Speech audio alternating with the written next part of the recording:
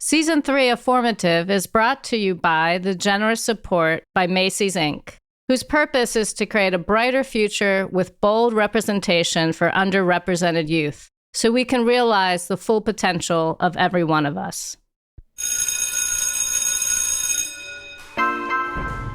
Welcome to Formative, the show where today's leaders are interviewed by the leaders of tomorrow. This season of the show, you're going to hear from guests from all types of careers: costumers, CEOs, restaurateurs, authors, and sportscasters. And you're going to meet some of the most fabulous student co-hosts we've had yet. Amaurys Grullon joins us on today's show. He's a self-described multipotentialite who has his feet in creative worlds from illustration to fashion to music. We caught up with him in the Bronx, where he's in love with his community and finding the most creative ways to give back. I'm Rachel Gazdick, CEO of New York Edge, and my co-host today is Allyson from 83X. Hey, Allyson, how are you? Tell us a little bit about yourself. Hi, my name's Allyson. I'm in the 8th grade. I'm 13 years old. I'm really interested in the arts, dance, everything in the arts overall. And I'm just very excited to be here today. Well, it sounds like your interests can align with our guest today. We're so happy to have Amaurys with us. Let's welcome him to the show, and thanks so much for being here today. Yes, thank you so much for having me on the show. Definitely excited to chop it up and have some great conversations. Thanks so much for having me. All right, Allyson, why don't you take it away? What's your first question for our guest today? My first question is, I would like to know a little bit more about you. It's like, get to know you. Yes, thank you. So my name is Amaurys Grullon. I am a creative social entrepreneur based right over here in the boogie down Bronx. I started as a designer. I like to dabble in different mediums like film, design, photography, however I can express myself. In 2015, we started a brand called Bronx Native. It's a brand that highlights the Bronx through art, music, apparel, events, experiences, and more. It's a community-based brand as well. We tackle issues that we go through in a day-to-day. Here in the BX, we want to see our people empowered. We want to see them winning and heavy into equity and just heavy into us. So we've been doing a lot of stuff. I like to say Bronx Native is more than just a clothing brand. It is a movement, and every day we're working towards just making sure that the narrative is changed and making sure that we're being represented accordingly and that the Bronx is up, you know? Yes, of course. I find it really important that you find your community so amazing and you're proud of it. What was your inspiration to create this whole thing? Yeah, my inspo was my people, my home, my community, right? I was born and raised here in the South Bronx, and my whole life I heard negative things about my home, the BX, right? And for me, the Bronx is the most beautiful place on earth. When you talk about Black and brown, disenfranchised communities, immigrant communities, people that have not been necessarily given the right platform, the voice, that's who we cheer for, right? We're cheering for us and for our people. And really, the Bronx inspired us, of course, to create this brand and to create a real representation, right? Because I wanted to change the narrative. I wanted to change the stigma that the Bronx has and stuff like that. So, utilizing my skill sets as a designer, as a creative, as an entrepreneur, we created this brand that does that, right? Through merchandise, through events, through culture, music, fashion, all these different things. And yeah, only the beginning. As a person who grew up in the Bronx myself, we all have different experiences. What was your experience growing up in the Bronx? I love growing up in the Bronx. My whole scholastic career was in the Bronx. I went to PS 62 and Southern Boulevard. I went to St. Ignatius, a small Catholic school in Hunts Point. Then I went to Cardinal Hayes on Grand Concourse. Then I went to Bronx Community College on Burnside, got my associate's degree. And then I went out to the city, to the School of Visual Arts to get my bachelor's in design and film.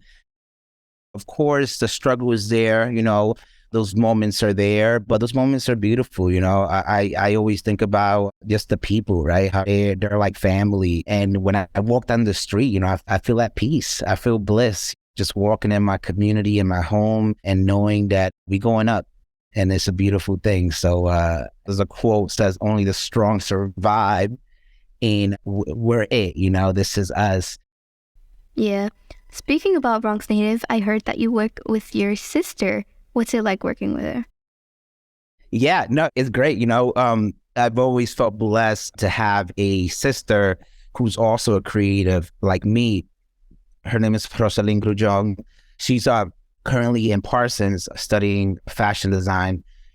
I remember having the conversation like, bro, why isn't there merchandise that really represents the culture, the history, and has all this substance? You see the Brooklyn merch, you see the NY, but where is the BX, right? Mecca, hip hop, salsa, doo-wop, all these incredible things.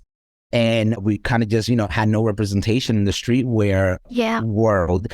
And we said, create a brand that represents us, and utilizing our skill sets as a designer, as a fashion designer.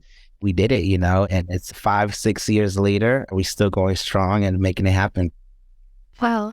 As a person with siblings myself, so impressed that you would not argue a lot with your siblings, because sometimes we have different opinions. And has that ever happened with you and your sister? Yeah, of course. It's going to happen all the time. Even though if we argue over fighting, we get back to work the next minute because it is all about the work. We're not going to let stuff like that distract us or hold us back. We're going to talk about it. We're going to create solutions, and we're going to queue, right? But, that's another thing, a major point for me is finding the right team, right? And the right people to surround yourself around you, right? It's not necessarily good to have people that have the same mindset as you, or the same perspective. You want people to challenge you. You want people in your team with different perspectives, different ideologies, and all these things to add to it. We are the same in a couple different ways, but we're also very different. So it's good to have that balance. Yeah, definitely. What is it like doing your dream job? It's great. I've been very blessed to be able to do what I love. And that's something that we always preach and tell everybody, figure out what you're passionate about, what you love, and do it. Because if not, you're going to spend your whole life feeling, why didn't I pursue this? It's exciting. It's exciting. It's challenging. There's a lot of pivoting involved. There's a lot of adapting, of problem solving, of course. But I wouldn't have it any other way, because this is what we signed up for. We're doing it up. It's a win-win. And like I said, we're creating social impact. We're creating inclusive spaces for expression for our people and all these things, and that makes it worthwhile.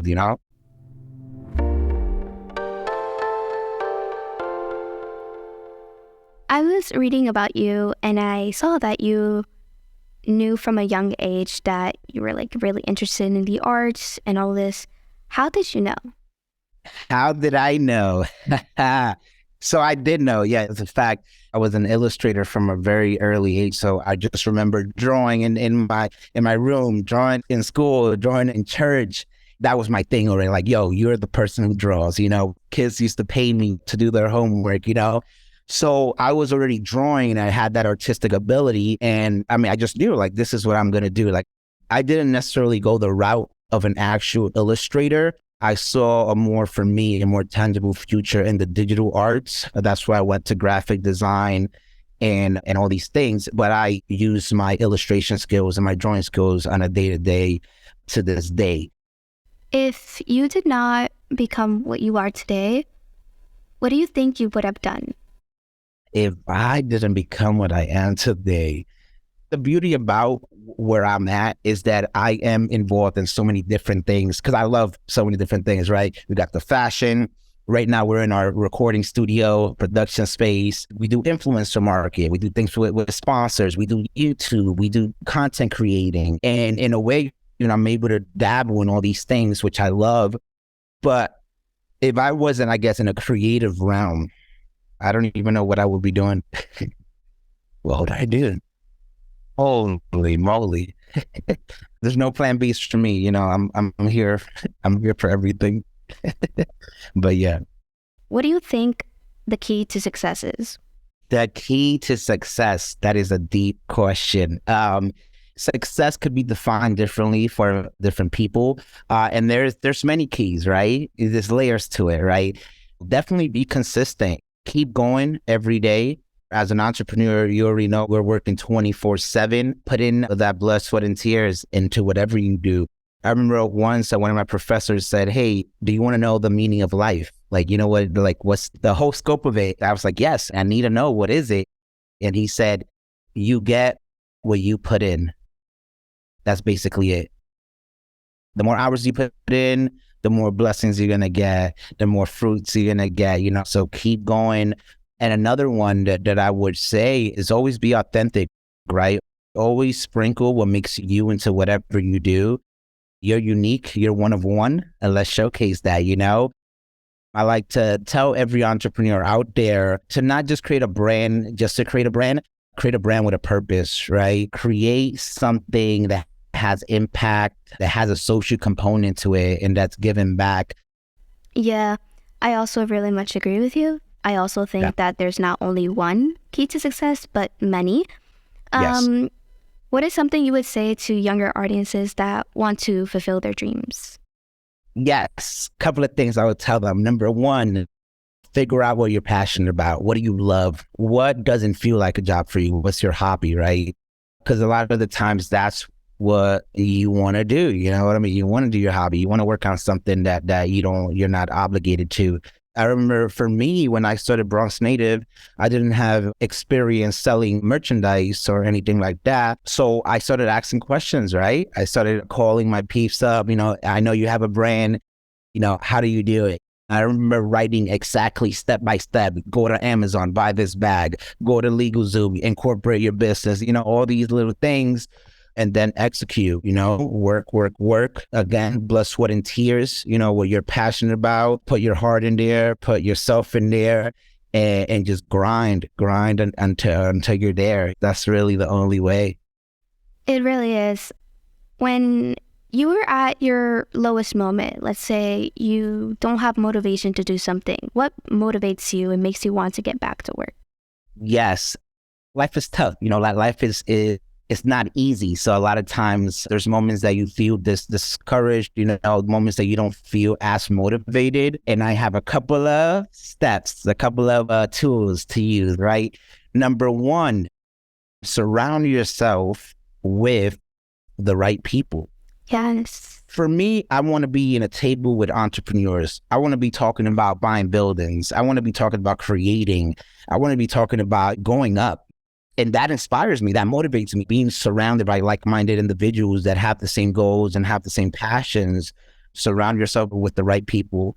Another thing I do, I look at TEDx talks, you know what I mean? Motivational speakers. And I follow people online that are entrepreneurs, that are on the journey, people like Gary Vee, people that are doing their thing and just inspire me with their posts and stuff like that. Another tool that, when you really need motivation right there and then, you go to the mirror, right? You look at yourself in the mirror and you manifest. Yes, you can do it. Yes, you're amazing. Yes, you're beautiful. Let's go and do it. You know what I mean? And just keep that energy up. You know what I mean? Know that there's a light in the end of the tunnel and you're going to make it through. But of course, no pressure, no diamond. So we want all the smoke. We want all the pressure to become a diamond, because we got to shine bright like a diamond. Quote Rihanna. Yeah. My dream is to go to LaGuardia, right? I'm also really into the creative realm. Nice. What are some tips that you have for me? Because I know in the world of art, it's very competitive. Yeah. I think one very important thing that I would say to artists and to people that want to pursue a career in art is really find your style, right? Find your look, find your visual language, because that's really going to define you, Like, you could do the same work that everyone else is doing, or you could really think outside the box, man. As an artist, the world is our canvas, and we could do whatever we want. I think through art, we could save the world. Art education, art could be therapy, art could heal, there's so many things that comes with art. But yeah, utilize that power, especially now more than ever. We have so many resources that we can utilize, the internet, social media, blow it up, go crazy, do your thing. You said you just involved in the arts in general, right? Pretty much everything. I do like drawing, painting, dance, acting, theater. I do everything. I love it. Yeah, no, and that's similar to me, and that's another thing. My whole life, people used to tell me, hey, pick one thing and do it really well and then move to the next one. But I didn't want to do that. We're all multidimensional individuals, right? We got the power to do it all. And that's what I did. I was doing video, photo, design, content creating experience, events. And I love that. So, don't let anyone limit you. You could do it all. The world is yours and you're going to make it to LaGuardia. It's going to be incredible. Do the most with the time that you have there, right? Speak to everybody, connect with all your professors, all the students, tap in and really squeeze as much as you can from school. Seeing that you really like art, do you have like any favorite artists? It could be like music or anything. I could say anybody. Yeah, you could say anybody. Yeah. I listen to all types of music, all type of artists, but I'll tell you who am I bumping to right now. Definitely that new Drake and 21 Savage album, Her Loss. That thing goes crazy. You already know.